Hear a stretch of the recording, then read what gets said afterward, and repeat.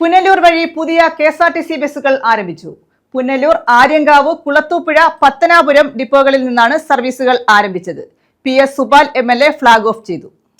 Punalur KSRTC ഡിപ്പോയിൽ നിന്നും ദീർഘദൂര സർവീസായി ആരംഭിക്കുന്ന പുനലൂർ നിലമ്പൂർ സർവീസിന്റെയും ആര്യങ്കാവിൽ നിന്നും ആരംഭിക്കുന്ന ആര്യങ്കാവ് തെന്മല ആയിരനെല്ലൂർ അഞ്ചൽ ആയൂർ വഴി വർക്കലയ്ക്ക് പോകുന്ന സർവീസിന്റെയും കുളത്തൂപ്പുഴയിൽ നിന്നും എറണാകുളം വഴി ഗുരുവായൂർ സർവീസിന്റെയും പത്തനാപുരം ഡിപ്പോയിൽ നിന്നും പുനലൂർ വെഞ്ചേമ്പു വഴി തിരുവനന്തപുരം മെഡിക്കൽ കോളേജിന് പോകുന്ന സർവീസുകളുടെയും ഫ്ലാഗ് ഓഫാണ് PS സുബാൽ MLA നിർവഹിച്ചത്.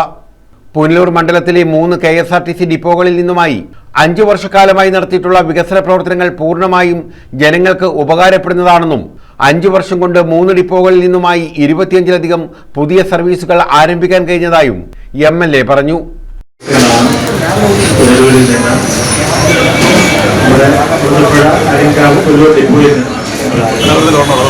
പത്തനാപുരത്ത് നിന്ന് നമ്മുടെ ആവശ്യം പരിഗണിച്ചുകൊണ്ട് പത്തനാപുരത്തിൽ നിന്നും ഒരു ബസ് സർവീസ് ആരംഭിക്കുക, പുനലൂരിൽ നിന്ന് നിലമ്പൂർ സർവീസ് ആരംഭിക്കുക, അതുപോലെ തന്നെ കുളത്തൂപ്പുഴയിൽ നിന്ന് എറണാകുളം വഴി ഗുരുവായൂർ സർവീസ്, ആര്യങ്കാവ് ഡിപ്പോയിൽ നിന്ന് ആയിരനെല്ലൂർ വഴി നമ്മൾ വർക്കലയ്ക്ക് ഒരു സർവീസ് ആരംഭിക്കുക, പത്തനാപുരം ഡിപ്പോയിൽ നിന്ന് വെഞ്ചേമ്പ് തടിക്കാട് വഴി മെഡിക്കൽ കോളേജ് സർവീസ് ആരംഭിക്കും.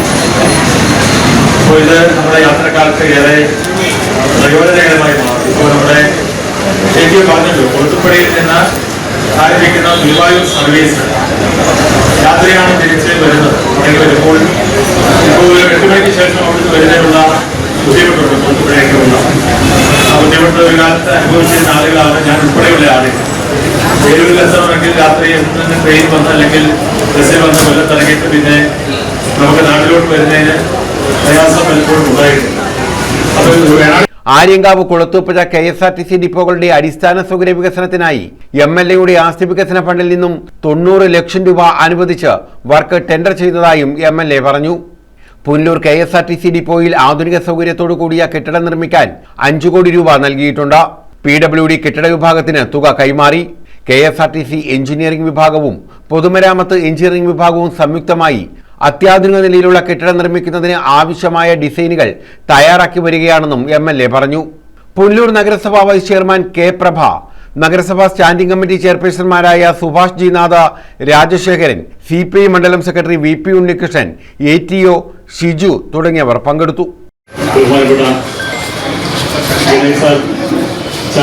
ശേഷം 100ഓളം പുതിയ സംരംഭങ്ങളാണ് KSRTC ആഗമനം ഉണ്ടായിട്ടുള്ളത്. അതിൽ നമ്മുടെ മേഖല എടുത്തു പറയുകയാണെങ്കിൽ സുബാൽ സാർ, ഗണേഷ് സാർ കൂട്ടുകെട്ട് വന്നതിന് ശേഷം പുനലൂർ, ആര്യങ്കാവ്, കുളത്തൂപ്പുഴ ഡിപ്പോകളിൽ ആകെ 25 സർവീസുകളാണ് പുതിയതായിട്ട് നമ്മൾ ആരംഭിച്ചിട്ടുള്ളത്.